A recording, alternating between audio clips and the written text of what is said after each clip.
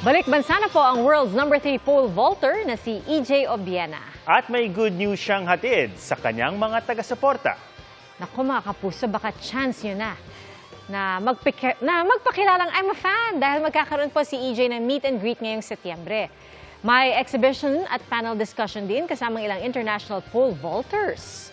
Kinansila naman ng kampo ni EJ ang pole vault meet dito sa bansa. Nagkaroon daw ng mga hadlang habang inoorganisa ang tournament.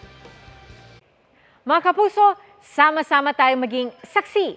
Mag-subscribe sa GMA Integrated News sa YouTube at para sa mga kapuso abroad, samahan niyo kami sa GMA Pinoy TV at sa www.gmanews.tv.